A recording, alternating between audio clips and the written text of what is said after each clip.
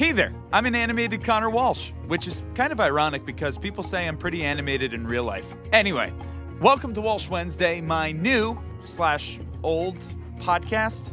Let me explain. Back in high school in 2013, I was pressured by some friends to do an impromptu solo acoustic performance in my cafeteria. Believe it or not, people really took to it. And it turned into a monthly musical series I did through the rest of high school. Who said High School Musical wasn't realistic?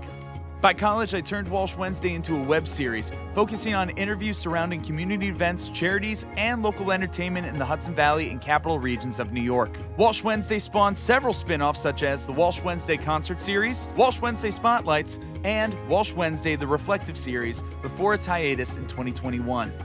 After that, I spent the last 3 years working in radio, honing my craft, conducting unbelievable interviews, traveling to fascinating places, attending mind-blowing events, and meeting some of my personal heroes. Now, with the help of some awesome people I've met along the way, I'm bringing Walsh Wednesday back bigger and better than ever. Let's stay curious, keep an open mind, and as always, I'm glad we get to spend some time. Welcome to Walsh Wednesday. On this episode of Walsh Wednesday, we're going to be speaking with clinical social worker from Hudson Valley Therapy, Megan Hawkins. After that, from Wicked the Musical on Broadway, we're going to be speaking with pianist, conductor, and composer Paul Loesel. Thank you to our friends at Impact PR and Communications, the Hudson Valley chapter of the Alzheimer's Association, IABO Board 114, and Walsh Valuation for sponsoring this episode. That being said, on with the show.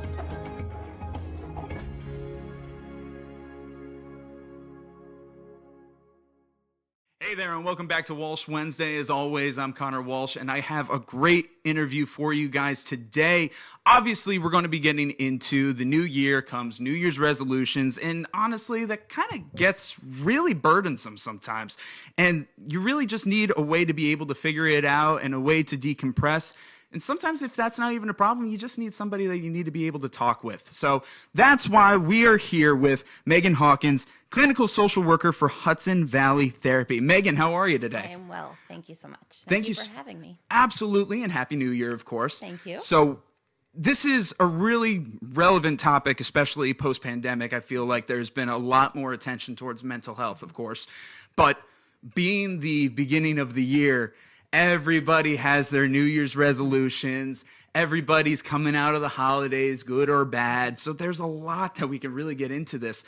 But when it comes to New Year's resolutions, most of the time is you're either trying to establish a good habit and or you're trying to break a bad habit. Correct. Essentially. So when it comes to that, when it comes to people who are trying to get those New Year's resolutions off the ground, what is your advice when it comes to people who are trying to break those bad habits and establish the good habits? That's an excellent question. So the problem with New Year's resolutions is often we tend to set goals that are too lofty. So don't quote me specifically on this, but I believe around 92% of New Year's resolutions fail. Usually 35% within the first month. And that's because we set these goals that are just too high to obtain. An example would be if let's say, I'm a therapist, I sit most of the day. Then I decide, you know what, I am going to run the New York City Marathon. That's a lot. Exactly. So I'm probably going to get pretty discouraged and stop trying. I think it's the all in, all out, So that's why I am a fan of doing small steps. So instead of doing the Boston Marathon, how about you start with taking a walk around your neighborhood 3 times a week and then push it up to 4 times a week? Yeah. I like the running analogy, especially we've talked about this, how I did a 5K recently, and it was the first time running since college, which little too long. But and how I was just for me, it was like, I could still easily run a mile. And then I learned that I could not easily run a mile. So that became like my first goal. Run the mile. Yeah. And then my next goal was run 2 miles. Correct. And then eventually build up to the 5K being roughly I think 3.3 miles or something like that. So yeah, it sounds like whatever your larger goal is, try to break it down into smaller increments that you can really digest and bite and make something work out of then, right? Correct. You said how majority of them fail, and so many of them fail even within the first month. What would you have to say to people who do fall off the wagon and they get discouraged, but they want to get back on. Like, what would you say to people like that? How should they manage to try to get back on the wagon of progress? Your day can start over at any point during the day. It doesn't have to start over in the morning. So same thing with goals. If you slip up or you decide, if you suddenly stop that goal and you want to start again, you can decide at any time when to start. And sometimes it helps to have someone hold you accountable, like an accountability partner or, a list or whatever it takes to help you stay on track. And if you decide, you know what, maybe this isn't the right goal, that's okay too. Setting a goal or New Year's resolution should feel good. It shouldn't feel discouraging. It shouldn't be torturous. It shouldn't be torturous. It's supposed to be something good. Now, I remember when I was doing like this gym challenge, my buddy was my essentially accountability person. And we made sure that we were checking in on each other's growth and goals and everything. So, that's an example of where it could just be one of your best friends. Obviously, here we are representing Hudson Valley Therapy. It doesn't have to be a therapist. It can be. Absolutely. They can be very helpful in that, but it could be just anybody in your life that you trust to keep you up with that accountability. What kind of characteristics should people look for in finding that accountability person, regardless of whatever the goal might be? Well, someone they can be honest with. If they said, I'm having a hard time, I didn't do it. Someone that's not going to be shaming, someone that's going to be encouraging. Absolutely. That kind of leads me to what's going on with the beginning of the year. You have the seasonal depression in the winter. Obviously here, in the United States, in New York, we have that. And then, of course, also the post-holiday depression. Holidays can be rough for a lot of people. Absolutely. But even those who have fantastic holidays, they can come out of the holiday and then have that low as well. So whether you had a terrible holiday and the terrible feeling continues, or you had a wonderful holiday, but now the high is wearing off. Post-holiday depression, seasonal depression. What should people be doing to help manage their mental health during this time, especially if they're feeling the symptoms of any of these things? That's an excellent question.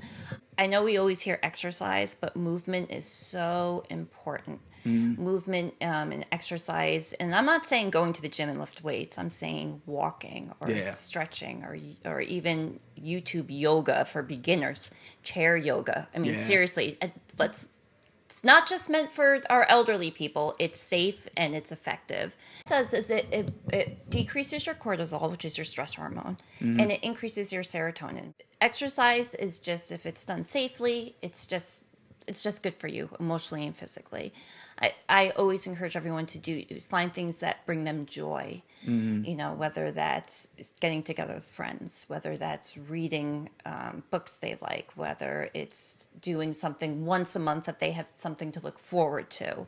So it's especially the January, February, March, even April can be kind of a dreary month. It can be. Practicing good sleep, going to bed around the same time, waking up around the same time. Good sleep hygiene is very important as well. No, that definitely makes such a difference.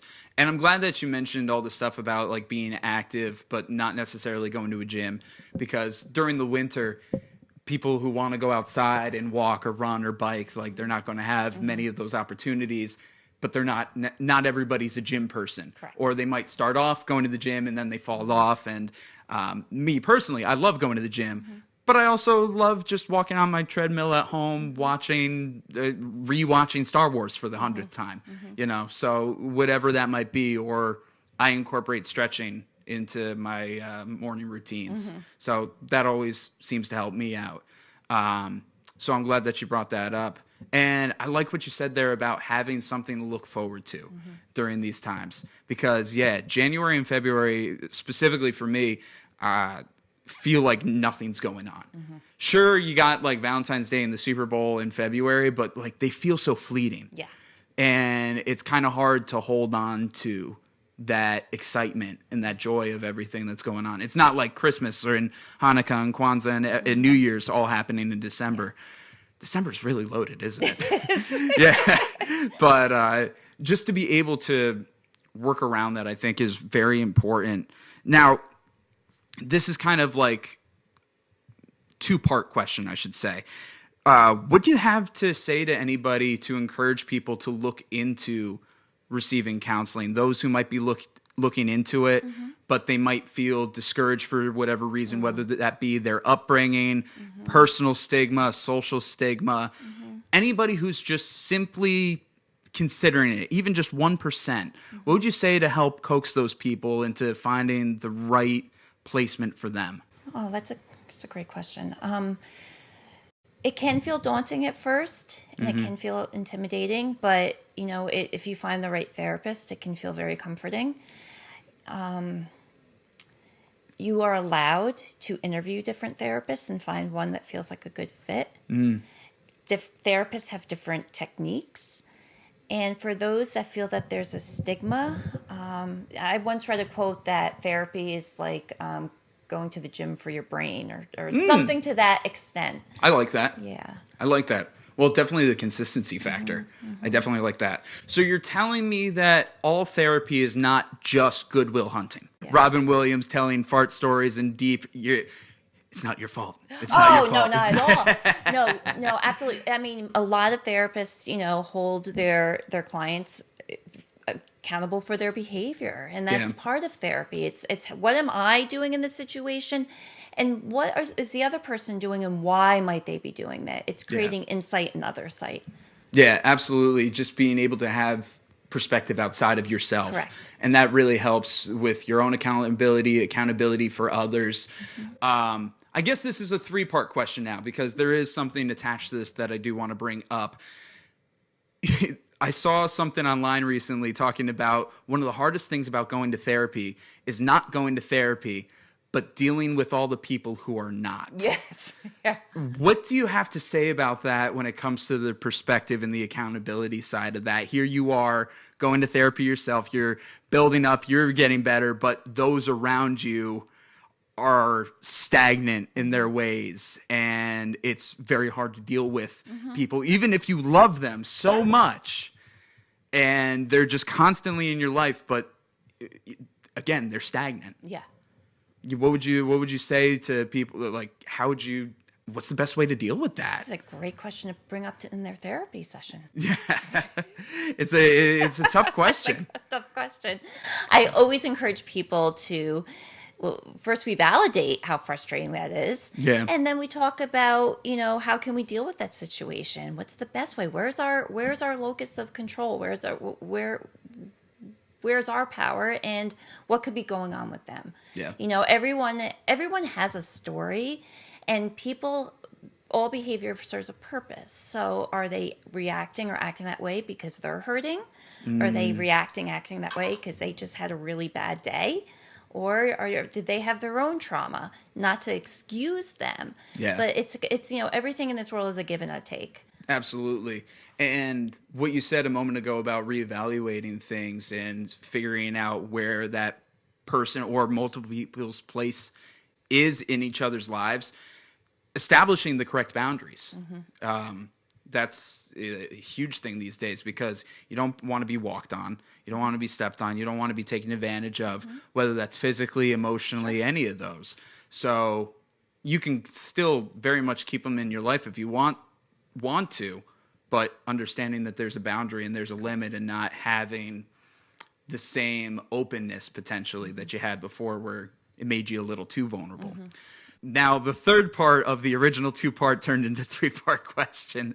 For those who are coming into therapy now, as you've seen in a post-pandemic world, in a 2024, 2025 world, has there been any themes that you've noticed when it comes to people entering into therapy, whether it be the first time or coming back to it if it's been a while? Oh, absolutely. People are feeling 100% completely overwhelmed. They're overwhelmed with life. They're overwhelmed with work. They're overwhelmed with raising children and with technology and smartphones. They're overwhelmed with elderly parents and raising kids. Everyone feels overwhelmed, and everyone feels, at least who I'm working with, that they're not doing good enough. Wow. And that's a theme I see.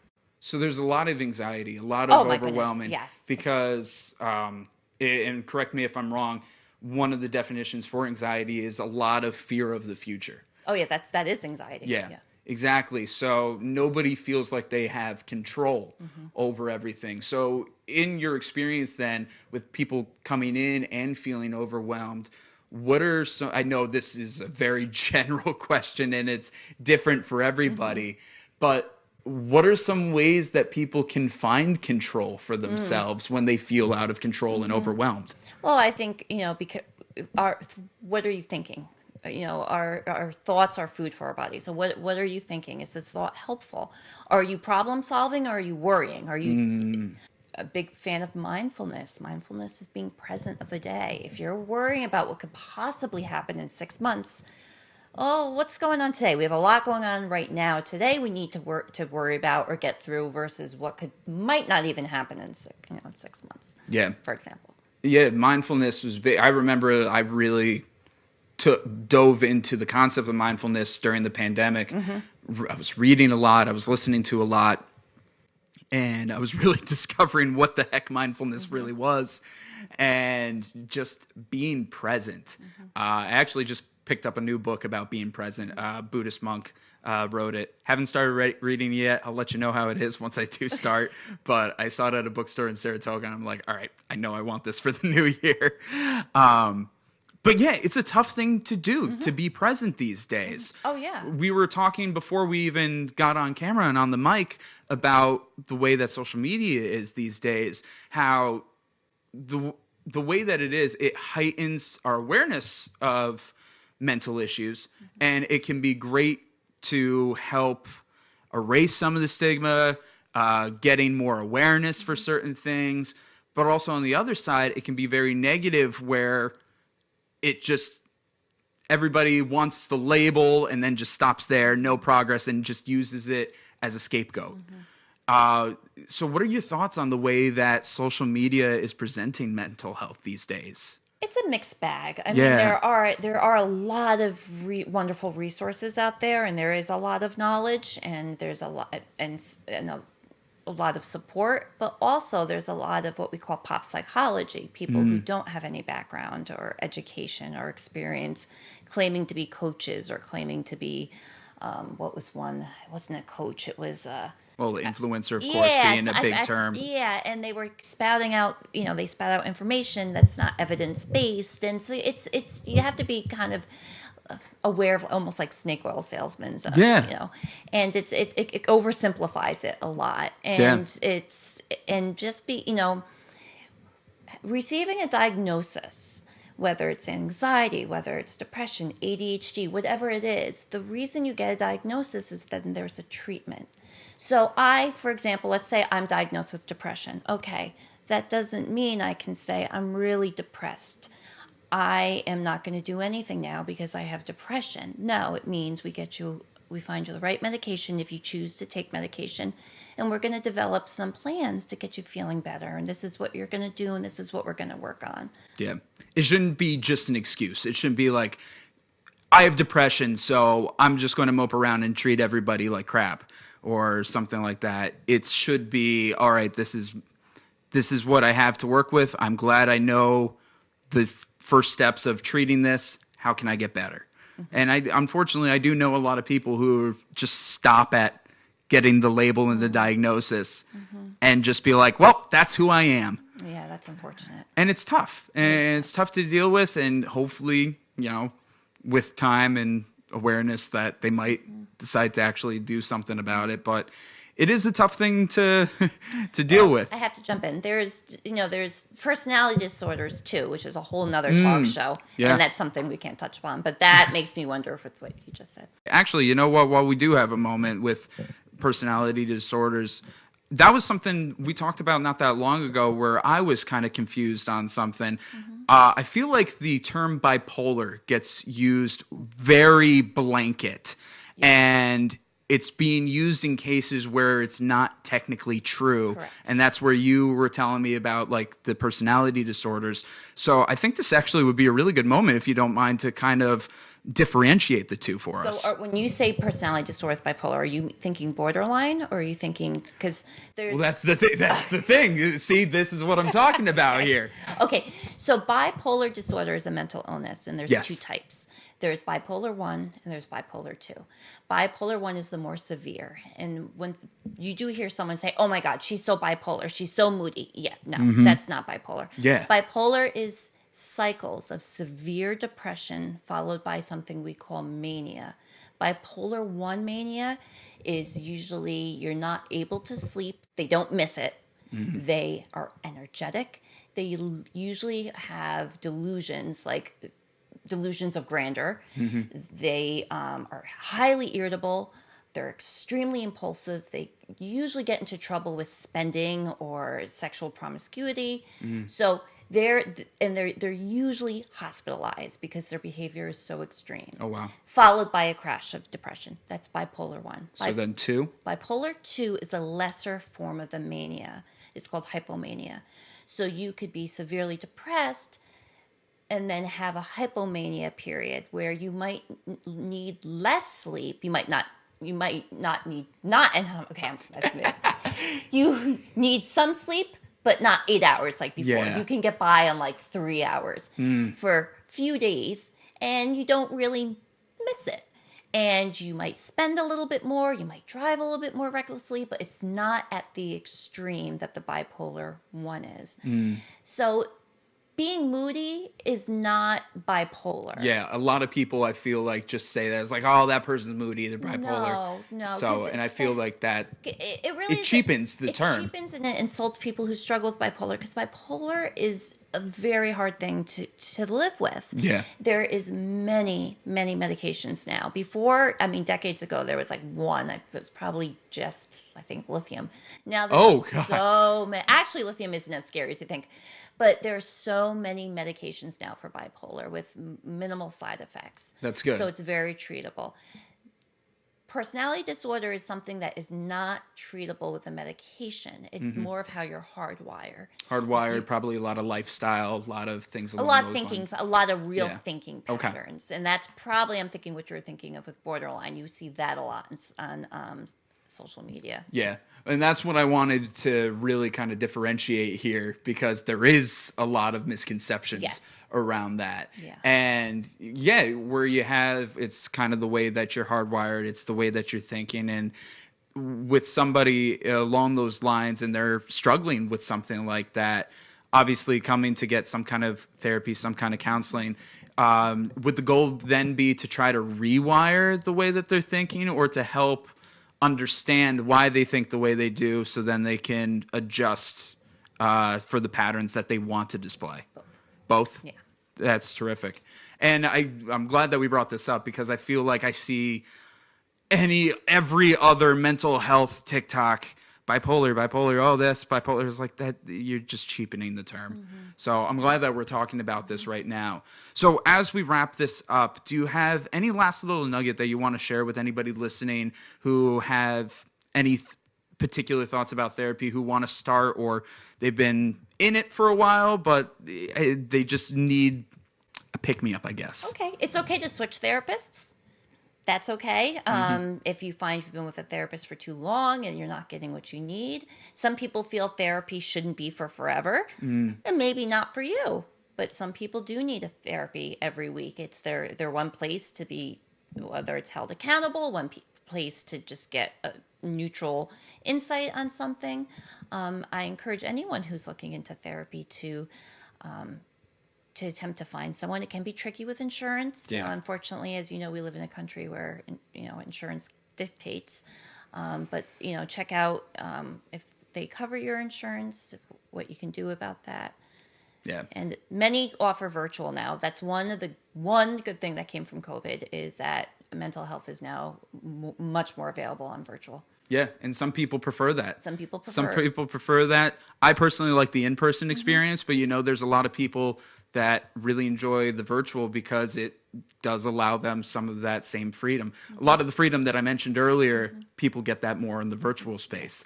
And if that's how they're able to express themselves, that's good. And yeah, I know people who, will do therapy for a few months and then not do it for a couple of years and feel totally fine about it, and then come back just based on the period of life that they're in. And that's totally fine as well, whether you are a weekly till the day you die person, or you're when the seasons change in your life kind of person. And I'm glad that you brought that up too, because I think some people think it could be too much of a commitment and be like, okay, if I only need it for a few months and I feel like I worked out what it is that I needed to work out, there you go. And you can go every other week. You can go once a month. Everyone is different. Everyone's needs are different. No, thank you for bringing that up, Megan. I appreciate that. And of course, for those who are interested in learning more about, their mental health journey, about therapy, we have links and information in the description of this episode so you can find what works best for you. Of course, Megan, thank you so much for being here. Or I should say, thank you for inviting me in. This is your space. We're not in the black dungeon with the sound paneling and my poster in the back. So, but again, thank you so much for having me, and Happy New Year, of course. You too. Thank you. As always, I'm Conor. I'm Megan. And we're glad we get to spend some time. Hey there, I'm the ad ref, and I'm calling a timeout on today's episode to tell you about this week's sponsors. First of all, let's throw it to Philomena in the booth. Philomena? Thanks, Conor. I'm Philomena Finelli, CEO of Impact PR and Communications and a media maven, which is a fancy way of saying that my team and I help companies get in the news, transform leaders into thought leaders, and cut through the clutter with messaging that matters. And we do it all with a smile. Our agency was named the Woman-Owned Small Business of the Year for 2024 by the Metro New York District Office of the U.S. Small Business Administration, and we received the Gold Stevie Award for Women-Run Workplace of the Year, which is an international recognition. But it's not about the awards, it's about the personal interactions. We at Impact PR and Communications pride ourselves on crafting meaningful, results-driven public relations campaigns that are tailored to meet and exceed our clients' goals. If you want to learn more and talk to my team and I, visit prwithimpact.com and let us know that you found out about us from Walsh Wednesday. Now back to you, Ad Ref. Thanks, Philomena. Now it's time to tell you about an incredible basketball tournament that is coming to the Hudson Valley. Officials vs. Cancer is happening on Sunday, February 2nd at Dutchess Community College in Poughkeepsie. The first game starts at 11 o'clock and should go to roughly around 7. There's going to be t-shirts, concessions, raffles, and half-court shot contests. Only costs $5 to get in. Now, the 15 officials that are working the game are all volunteering their time. IABO Board 114 has raised more money for Officials vs. Cancer than any other board in the country.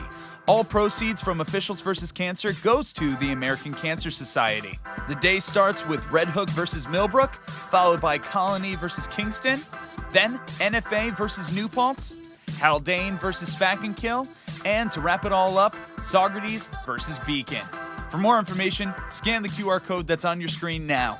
Hope to see you there for Officials vs. Cancer. Before we get back into play, big thank you again to Walsh Valuation and for the Hudson Valley chapter of the Alzheimer's Association for sponsoring this episode as well. All right, y'all, play ball.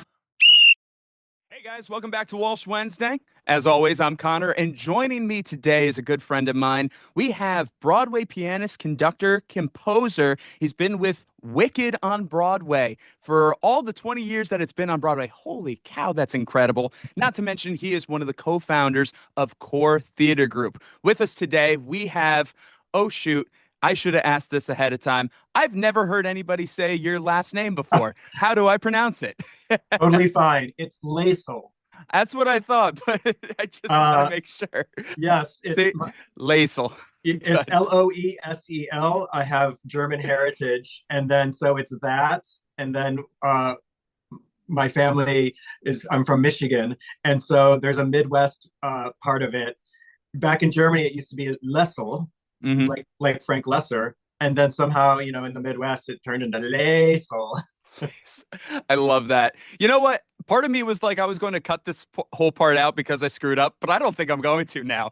No. Paul Loesel, everybody. Paul, thank you so much for being on. What a friend I am. Not even know how to pronounce your last name. I apologize. Oh, no problem. I've never heard it pronounced. Like anybody say it before.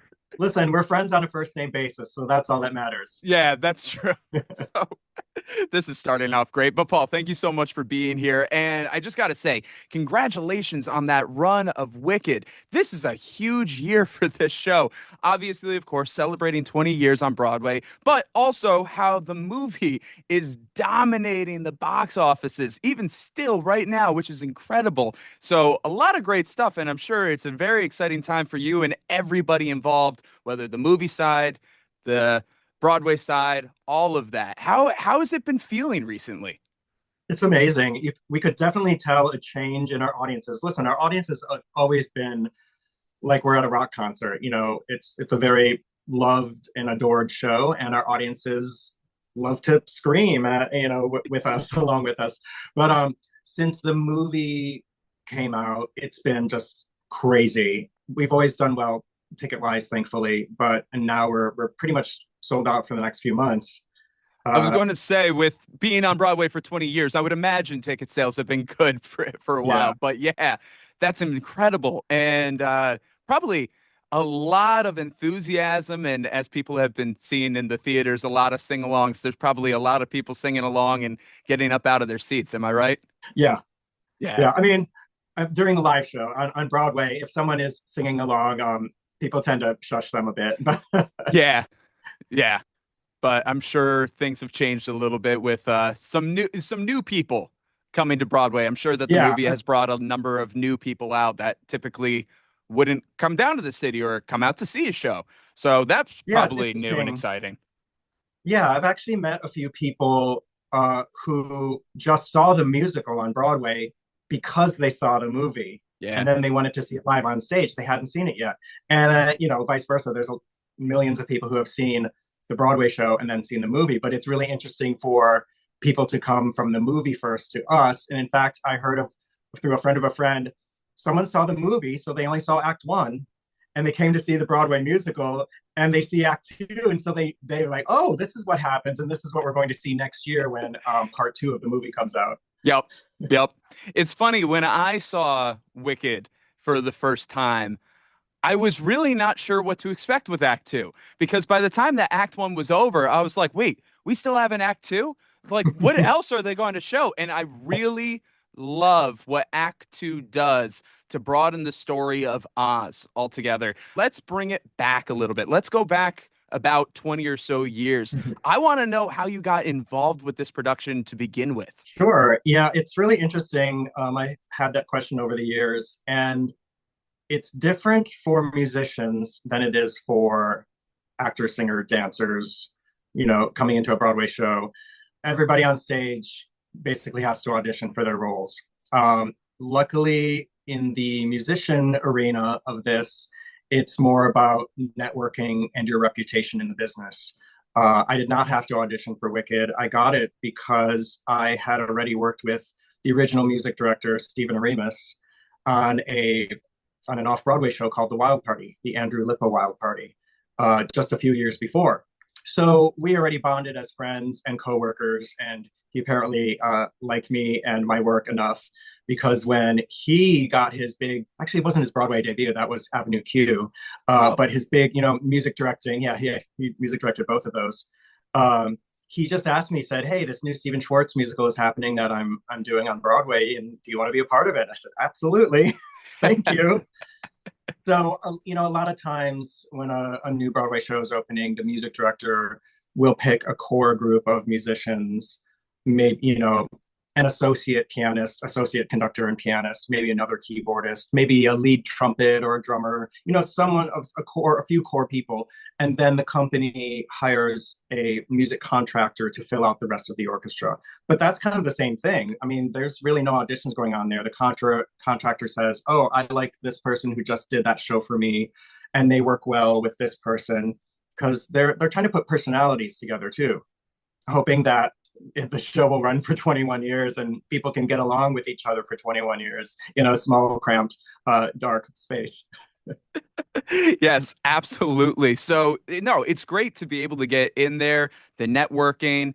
And I actually have had the pleasure of meeting Stephen once. He actually came to my college. He did a performance for students and benefactors. He was really, really cool. And of course, he did a few Wicked songs, which was awesome. Okay. So, no, that's awesome. So, when it comes to this, though, here you are being involved in the core group and everything, but it's still pretty rare to be there for the entire run of this, now being 21 years. Is that right? Yeah, I mean, it depends. Phantom ran what 30 some years, and I believe there was a good maybe two-thirds of the original orchestra there, and that's kind of where we are. Wow. 21 years later, we have about two-thirds of our original orchestra members. That's Uh, impressive.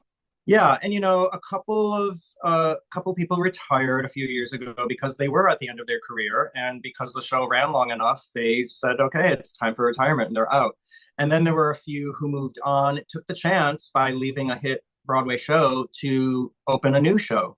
Yeah.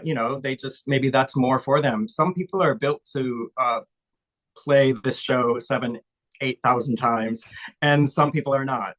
Yeah. No, that makes a lot of sense, but that's awesome to be a part of it. And throughout the 21 years that you've been a part of Wicked, I'm sure it's evolved plenty. I know we talked about this, especially with the pandemic, how a lot changed. But can you tell us a little bit about the evolution that you've witnessed on your end of Wicked over the 21 years? The evolution of just how a show morphs and changes, or Main, yeah, just kind of like how the production has changed. I'm sure that there's a lot of stuff happening behind the scenes, and especially I know what the pandemic did to you guys and how everybody kind of had to move around. Mm. And as you said, small, dark, tight quarters kind of got smaller and darker for a little bit. Yeah, okay. So there's a couple of things I can tell you about that. As far as coming back from the pandemic was interesting. Before COVID, I was in the orchestra pit proper. We have 24 musicians, including the conductor. And when we opened, we had two remote musicians, meaning not all of us were in the orchestra pit because we couldn't fit everybody in there. There are two stage elements that come down into the pit. There's a staircase that the actors use, and there's a center elevator. So because of that, we had to kick out our percussionist, our orchestral percussionist, and our drummer. And they were upstairs on stage level in two former dressing rooms, and they played the show remotely from there. And then during the pandemic, they wanted to readjust the orchestra pit because, there's so much concern about airflow and people blowing through instruments and all of that. So they did some adjusting, and myself and another keyboardist were moved just outside of the pit into like this little cubicle area, just the two of us. And then the drummer went upstairs to where the harpist was, and the harpist is now down in the orchestra. They just wanted to create more space within the orchestra pit for airflow, and then they also put up some more plexiglass for those reasons too. Now, are you still in that small cubicle with that other keyboardist to this day, or have you moved Yes. back to the pit? Really? So it's just the two of you in this little room together, huh? It is. I mean, what's nice is it's just outside the pit, in the trap area, as we call it, and we're not completely walled off. There's curtains on two sides, and there's like a little window, and so we see cast members pass by, we see crew members pass by during the show, and because we're outside of the pit, we can actually talk during the show. Okay, there you So go. when people pass by, we're like, "Hey, how you doing? How was your weekend?" And so it's not too bad. And then we're also kind of tucked next to the sound department. We're hearing them chat, and we can talk to them during the show too. So it's not that we're completely lonely, and we actually have more light back there. I don't have to wear black clothes anymore like I did for most of my life. So I enjoy that part. No, that's good. It opens you up a little bit. Obviously, I'm wearing my black and a little bit of green specifically for Wicked. So, but I Thank did you. that for this. I can yeah, no, I feel that. I can add a couple more things as far as the Yeah. evolution. Also, what's interesting about coming back from the pandemic, they added more swings. Uh, Oh, uh, interesting. I think we had, two and two, maybe three and three male female swings before the pandemic, but then after, when so many people were still getting sick, and we had some shows where they were doing split tracks and just cutting tracks just to make the show work, they would bring in some former swings and just to fill it out. And they said, "Oh, we'll keep these people on for a few months." And then now that the worst of the pandemic is over, knock on wood, they've actually kept extra swings around because they're just necessary, and it makes it easier on everybody. So we added cast members. That's another thing that changed.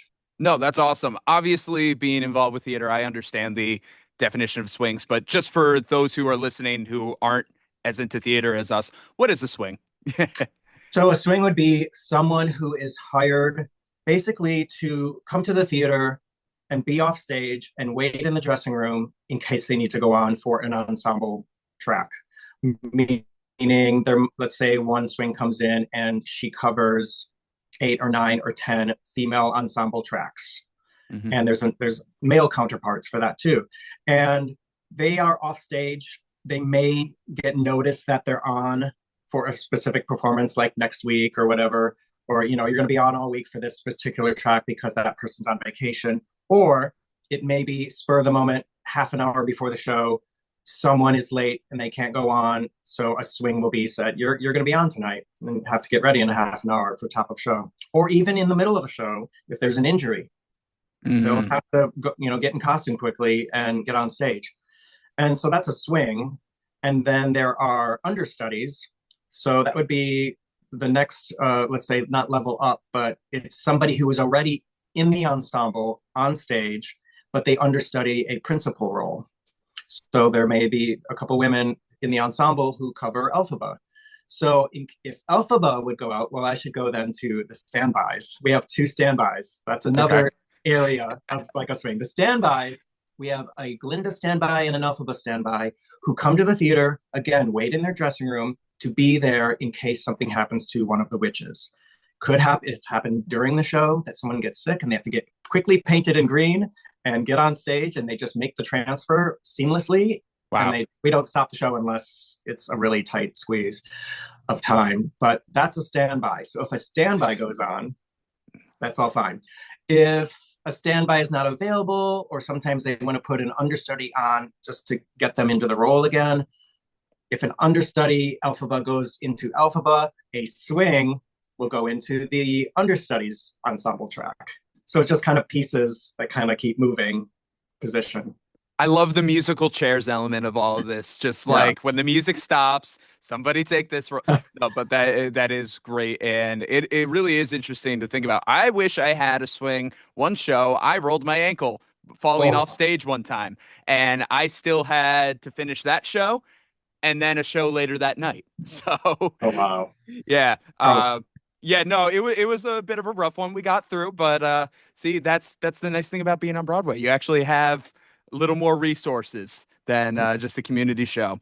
But no, thank you, Paul, for going through all that. And one thing I want to talk about now, we touched on the movie, of course, but I want to talk about your reactions to it. Now, didn't you and the rest of the cast and crew of Broadway, didn't you all get an early screening of the movie? Is that correct? Yes, we did. What was that like? As kind of they combined an early screening for us, and then it went right into our cast party or our company party for 21 years. Nice.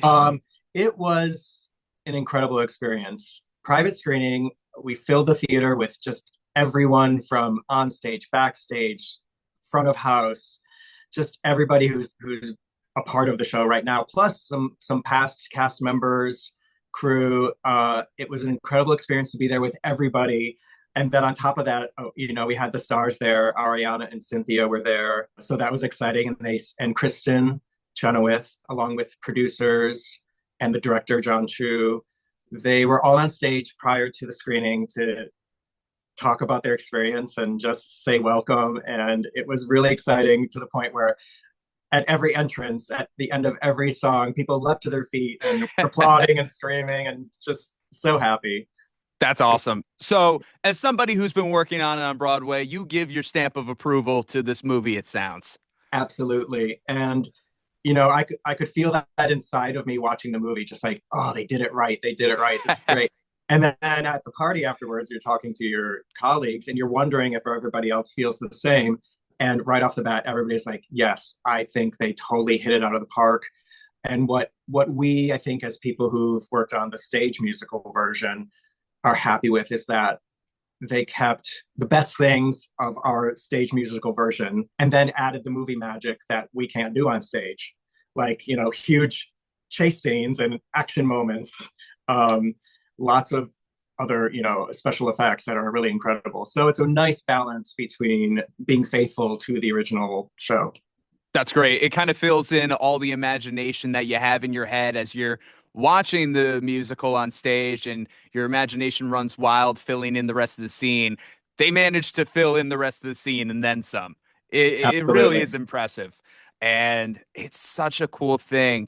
So that was awesome that Kristen came back, of course. Obviously, she was the original Glinda, correct? Yes. Original. Mhm. And so was this did you actually get a chance to meet Ariana and Cynthia, or did you just see them from a distance? Yeah, I did not get to meet them. I mean, even with us being in a enclosed, Broadway company private screening, like there's still so much keeping them safe and separate from people. I'm At one sure. point, right before the film started, there was a meet and greet area downstairs. For VIPs and a lot of press. So they were doing all kind of photographs with the Broadway company, and former Glindas, former Alphabas were there. So they had these big pictures with all of them.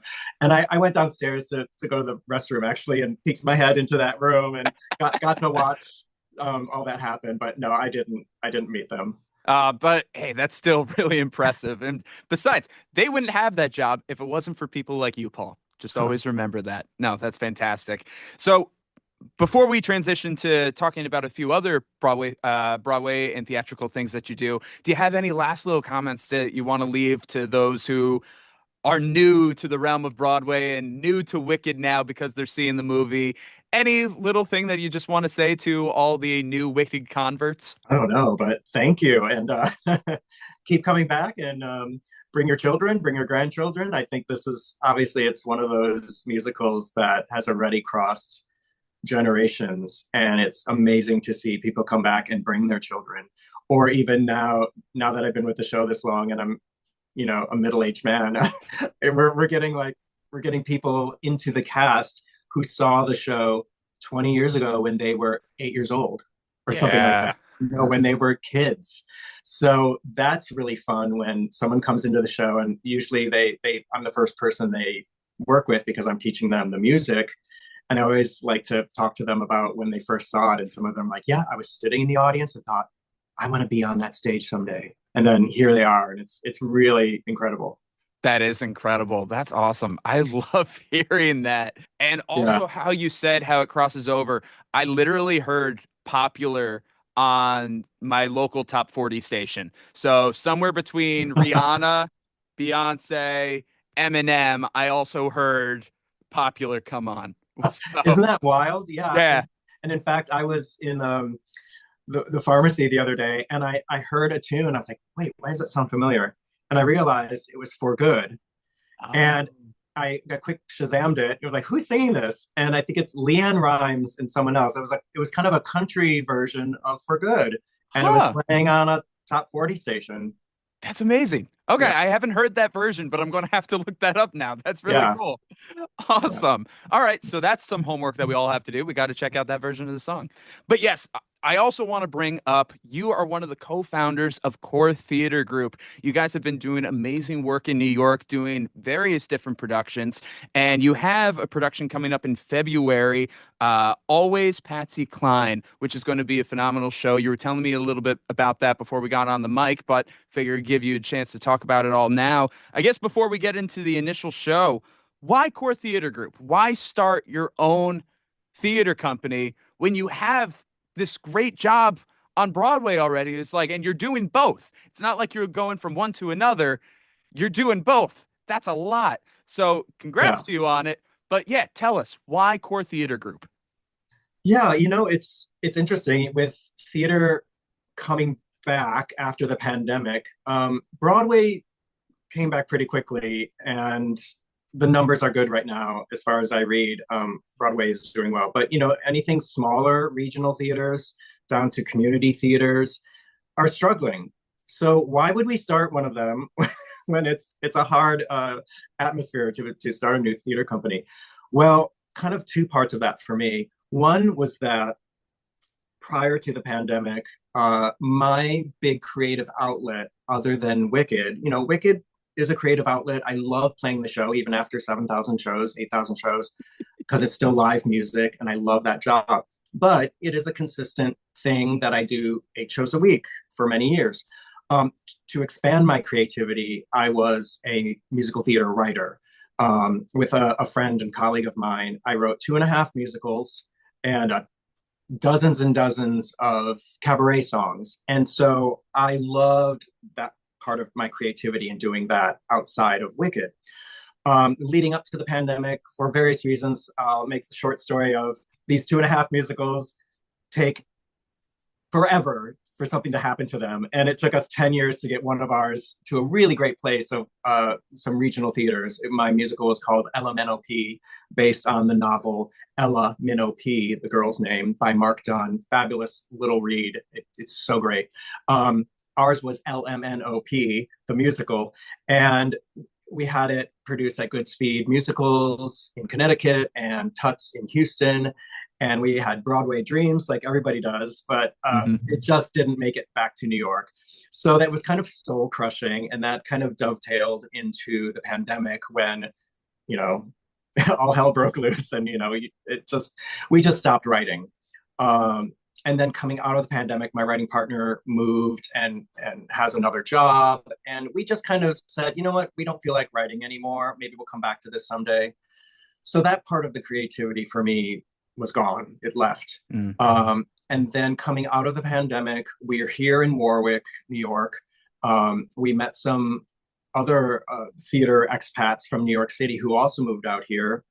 And the four of us, me, my husband, and this other couple, we were sitting around having some wine one night, and two of the four of us were continuing performers and saying, I don't know, auditions have really not picked up yet, and I'm not getting any work, and God, I'd really love to do this show. And we just sat around and said, well, let's just do it. Let's put on a show ourselves. Yep. And it started out as kind of like a lark, a joke, but then we started getting serious. And all of a sudden, within a few months, we had a theater company. Amazing. And then we're like, okay, well, here we go. So that's incredible. That's my latest passion project, not writing anymore, but producing theater. Although, the producing can be creative, but it's also a lot of administrative work, which is not the fun part. But we're excited about what we're doing.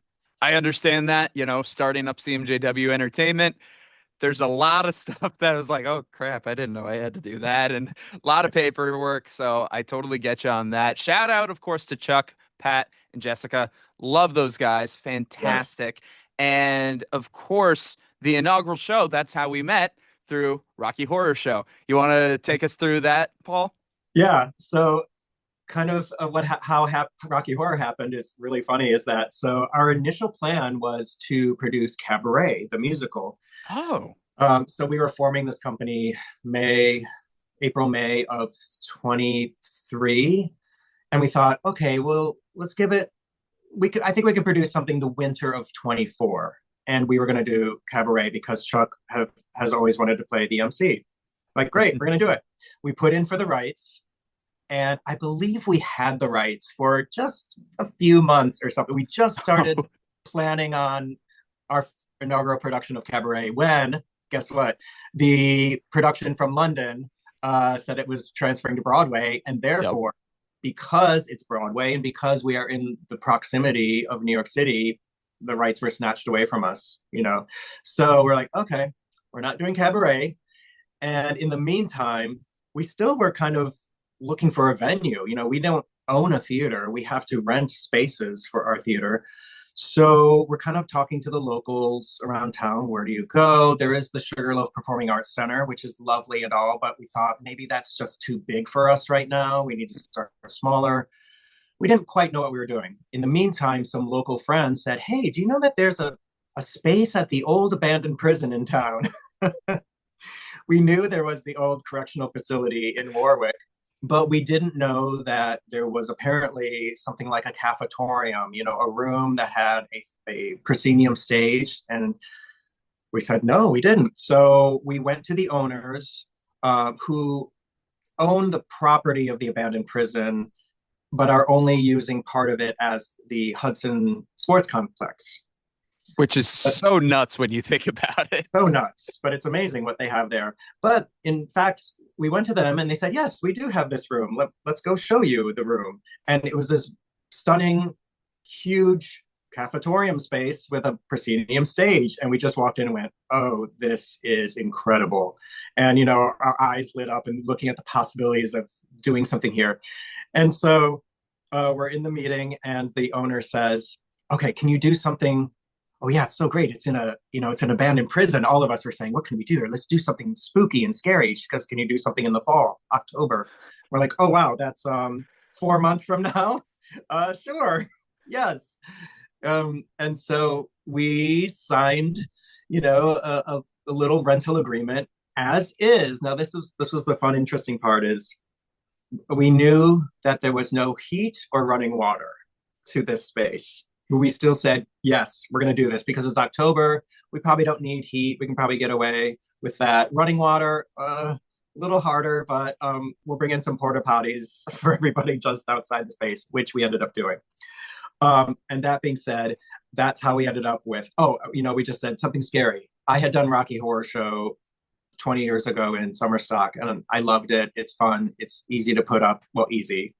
Relatively easy. You maybe guys not put in a lot of work for that, and maybe not easy in an abandoned prison with no running water or heat. But that's a whole nother story. But that's what we did, inaugural production, and we are so happy that it was because it was a hit. We spent way too much money because we were novice, inexperienced producers, and we spent way too much money. But that's beside the point. We barely broke even, but that's all we needed just to get started.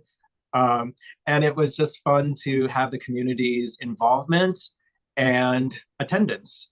And I just want to say it was so fun meeting you and having you to come on board because we held local auditions in person. So a lot of community members who came out who are talented. And most of our cast were locals. We brought in a couple of people from New York City, but you were one person who I would say is, local in the area. Mm-hmm. And if I remember correctly, yours was a self-tape submission. You didn't come to us in person, but we saw your submission and you hit it out of the park. Oh, why, thank you. Because it was crazy because Pat hit me up. He heard me on the radio at my other job. Yes. And he decided to look into me and he hit me up and was like, hey, would you like to audition for this? And I was like, I'm not available the day of the audition. Can I send you something? And he was like, yeah, sure. Why not? And yeah, that's how that came to be.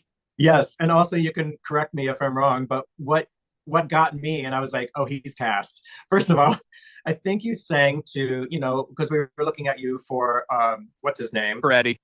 For Eddie. Yep. Whatever happened to Saturday night, yep. that song. And you sang like to a karaoke track, maybe? Yep. And during the break, that is usually like air guitared by Eddie, you brought out like a trumpet. Yes. And did the trumpet to it. And I said, this guy's got the best humor for this show. And you sang it great. I'm like, as far as I'm concerned, you're cast. Why, thank you. Yes. No, I was like, yeah, it's like, what can I do? Because I think in the recording that I used, it was a saxophone. So I don't own a saxophone. Yeah. So it was like, all right, let me just grab this trumpet that I have lying around and just screw around with it. So, hey, I'm glad that worked in the end. Yeah, that was so fun. And we had a great time, didn't we? Oh my God, it was so much fun. It was my first time back into theater since the pandemic. And my story was very similar to a lot of other actors in that show. They're like, this is my first show since the pandemic. And it was a great way for a lot of us to get our confidence back, to get that exposure back, and just get right back into the groove. It was amazing. Yeah. No, so thank you for all of that. Seriously. Of course. And wasn't it wild to do that particular show with those crazy fans it was like a rock concert. It was a rock concert. Oh my God. Everybody was insane. Yeah. But Rocky Horror is one of those shows that you want to have everybody hooting and hollering and doing all the reactions and the calls. And fortunately, nobody brought the rice. At least I don't think so. But that would have been a mess to clean up. Yeah, we kindly asked, and I'm kind of amazed that most of the audience obeyed our ask of not bringing the messy things like please no rice and no squirting water because it's just so dangerous. Yeah. Or like bring everything else, and newspapers to hold over your head, flashlights. So that was great. No, that was really, really good. We By had the we had a lot of people just dressing up and wearing boas, and so cleanup the next morning every day. all It the was a feathers, right? it was all the feathers like mixed with like spilled wine and beer. It was like, the Muppets came and had a party, but it was pretty funny. I love that description. Ah, that's good. That's good. Oh my God. Rocky Horror was such an amazing time. And even since then, because of the success of that, you guys were able to have a bunch of other shows with a lot of great attendance. You had holiday cabarets, last 5 years, hair, all phenomenal things. And the latest show is Always Patsy Cline. That's going to be happening early February. What can you tell us about that show? Yes, well, if people don't know about it, it was an off-Broadway show a number of years ago. I mean, quite a few years ago, and it's been done regionally all over the place, and people seem to love it. Hence why we're doing it. It's a charming show. It's a two-woman story about Patsy Cline and this housewife that randomly met, and the housewife kind of becomes her manager for a while, and they become dear friends. So it's based on a true story. And what people seem to love about it is you're going to hear 22, I think it's 22 songs of Patsy Cline. Wow. And, you get a good Patsy Cline impersonator in there, performer, and it's just so fun with a live band. It's just a really charming show. And there's audience interaction with it also. Ooh, that seems to be a Yeah, theme when it comes to core theater group. There always needs to be some kind of audience participation. I think so. Yeah, that's always fun. No, that's But fantastic. Yeah, go we're for it. we're excited to announce that as one of our stars at playing Louise, the housewife, is Paige Davis. And people may know her from Broadway. She was in Chicago. I think she was also in Beauty and the Beast back in the day. And then she became the host of an HGTV show called Trading Spaces. Fantastic show. Watch that plenty of times. Yeah. Amazing. And I've heard her sing. Yeah. Amazing singer. We're So so good. lucky to have her. Yeah. Oh, that's going to be fantastic. So, Paul, when exactly is that going to be running and where can people get their tickets? Yes. The show will run February 6th through 9 at Mountain Lake Park in Warwick. That is our new home. We have an outdoor theater and an indoor theater. This obviously will be in the indoor theater in February. And you know what? We have running water. Yay! Yes, Amazing. and heat in this theater. So you can find tickets and information about the show at coretheatergroup.com. And that is theater spelled the fancy way, RECORE, core theater, RE, group.com. The correct way, in my opinion. I remember at school, I'd always write down theater RE, and people would look at me weird. It was like, what are you doing? It was like, it's the right way, damn it. Yeah, and I don't know how it all happened, but there's something to this day, I believe. Most people see it as if you're talking about the theater, as in the building, Mhm. it still can be ER. As in, I'm going to the Warwick Theater today, even though it's not what it's called. Yeah. That's ER. But if you're talking about theater, the art genre, it's RE. Interesting. Okay.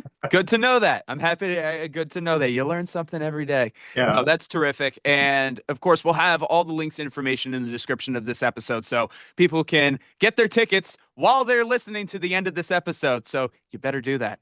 I Yes. know I can see the analytics. I can see the metrics. I can see what you do. No, but that's fantastic, Paul. I'm really looking forward to that show. I can't wait to check it out myself.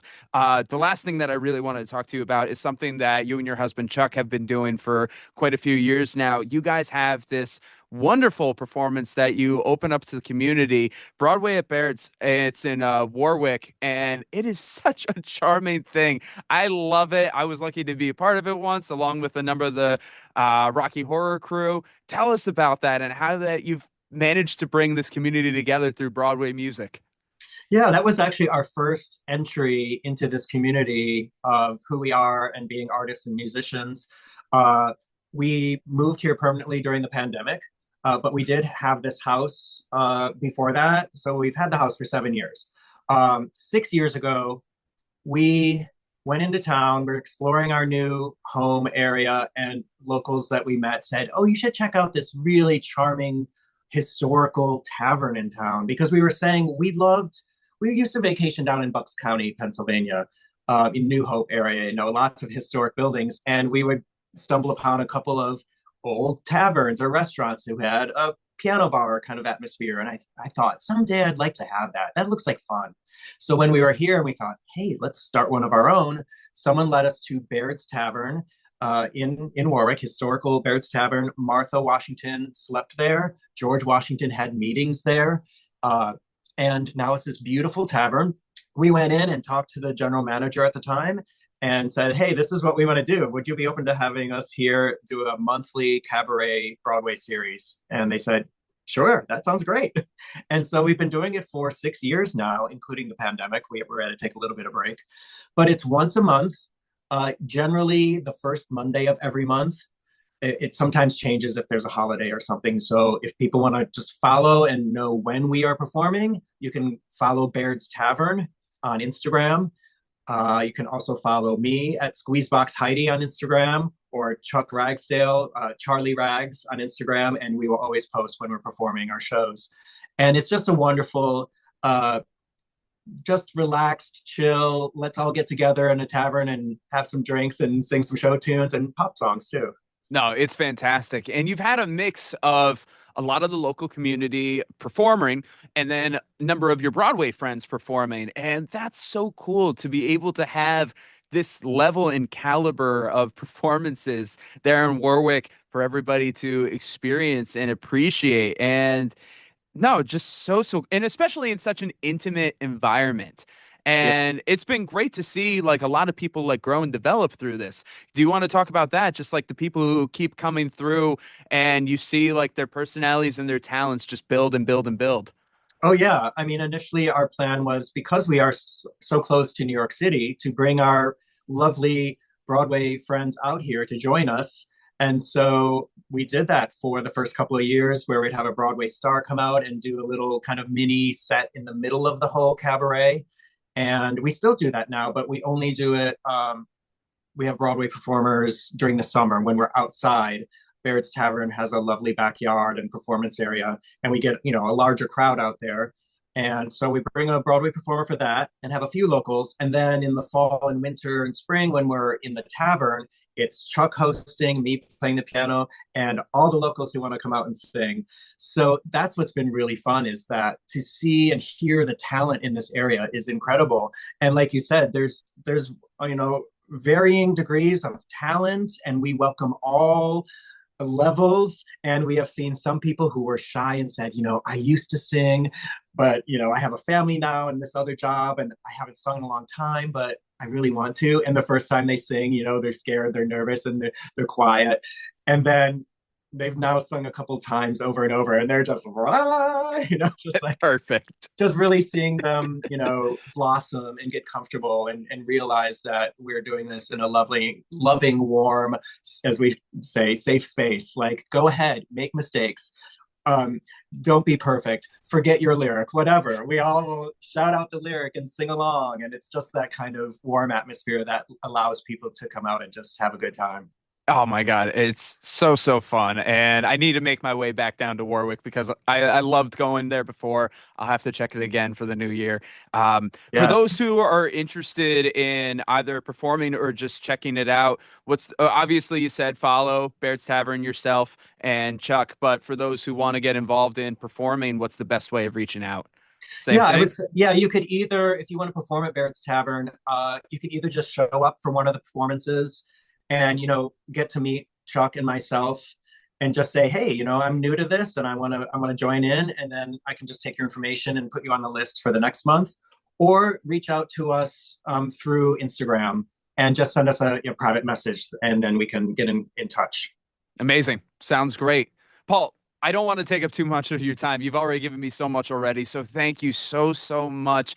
Do you have any last little nugget that you want to leave any of our listeners right now, whether that's where to follow, more places to follow you, or just a nice inspirational saying, whatever you want to leave everybody with?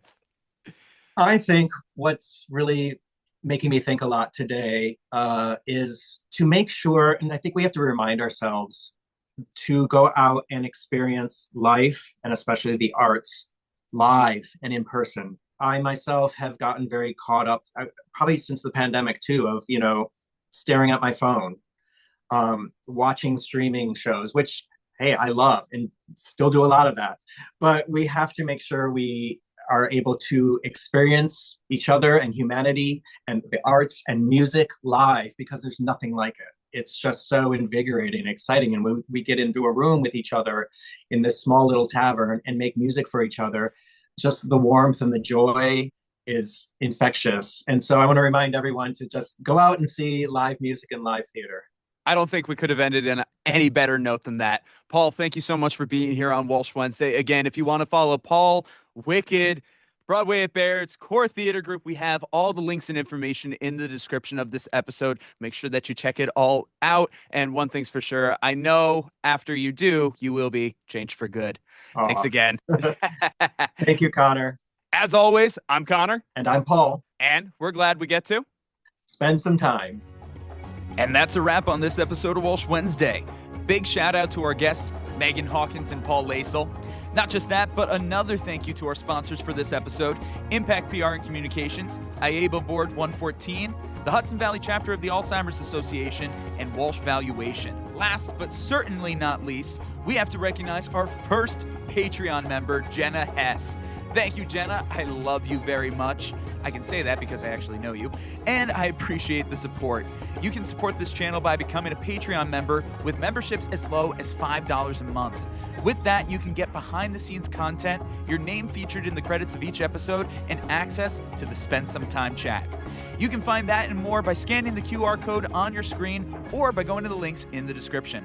As always, I'm Conor Walsh, and I'm glad we get to spend some time.